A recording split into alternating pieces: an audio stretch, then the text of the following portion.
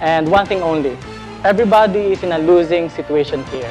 You know, the flight attendants or the pilots, the company, which has already been losing millions of pesos in cash since last year. And of course, the flying public. The negotiation now is ongoing before the National Conciliation and Mediation Board, where FASAP members could air their grievances.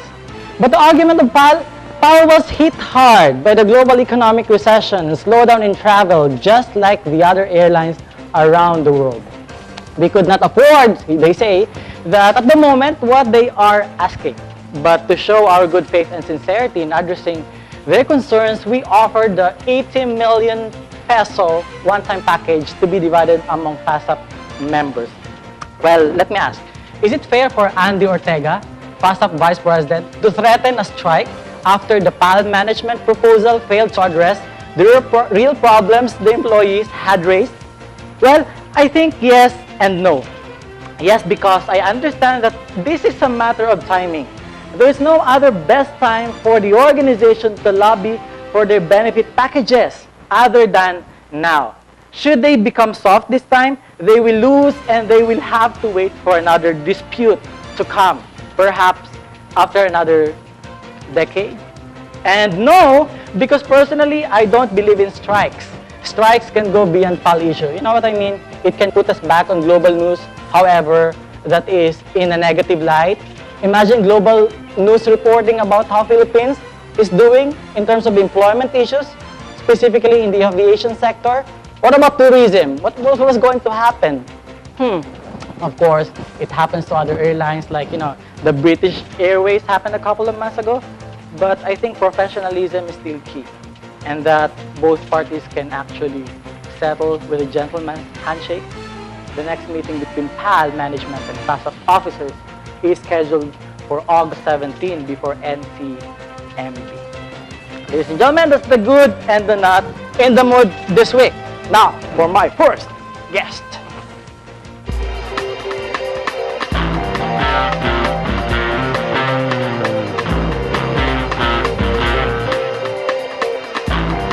Every entrepreneur must have an either unique idea or innovative thinking should he want to make it big in business, or in this case, to really establish an enterprise. Two wonderful people join us today, but before I give them to you, I'm putting up a photo on my iPad. And the photo is like, what is this? Let's make the picture talk. What comes to mind? Send us your monologue and thoughts.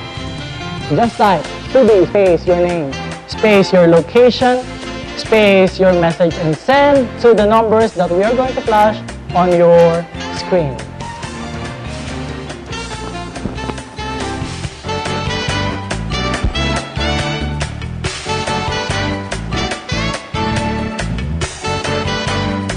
I've been looking for some words to describe the man behind a wonderful business idea that turned into a strong, popular enterprise.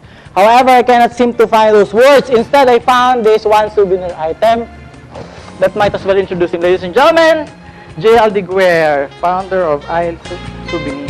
Sir, good morning. Welcome to the show. Thanks for having me. It's been quite a long time since we last saw each other. Yes. How's everything going? Oh, very fine. Very exciting times, actually. The family? Okay.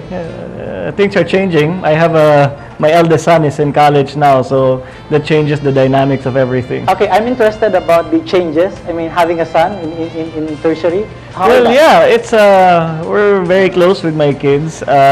Being based in Cebu, it's difficult to see him go off to Manila. Yeah, so Yeah, there's so, like yeah, so every opportunity I get to come here, such as the invitation to your show, I grab it right away just so that I can also see him and spend time with him. all right, now it's an excuse Yes. for the wife to allow you to fly in to Manila. Okay, so does your son actually have a girlfriend right now? Yes, he does actually. Wow. Yes. Something like that. But you've been to Bantayan lately. Of course, yes. And I saw you taking your own photo, which, by the way, we aren't able to flash on screen right now. But you were riding a bicycle or something. Yeah, they call it a tricycad. Instead of a tricycle, which uses a motorbike In Bantayan, it's called a tricycad. Tricycad. Yeah. Okay, so you really love to travel and all. Yes, yes, very much, especially to the to beaches and the outskirts of the Philippines. I try to do that once in a while. It's weird. Weird how? I mean, it's weird. You're traveling from here and there, and you're just wandering around. Is this where you are actually getting your ideas? Well, yes and no. But I like to take.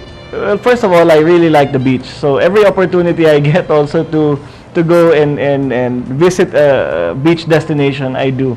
Oftentimes I get ideas there when you actually have nothing to do, when you're not in the middle of work. My goodness. And then you see a stream of ideas in your head when you're actually semi-bored. So who's usually with you when you're doing Well, this? it depends. The last time I was there, I was by myself. I actually went to look at the property. But when the brokers... For another acquisition, you mean? No. Well, for whatever. But when the real estate brokers left, after they showed me the property, I decided to stay a couple of days after. Very good, very good. So you've been into business. I would like to understand where you are actually coming from. When you were still in high school or college, were you the academic type of guy, or were you the... No, I wasn't.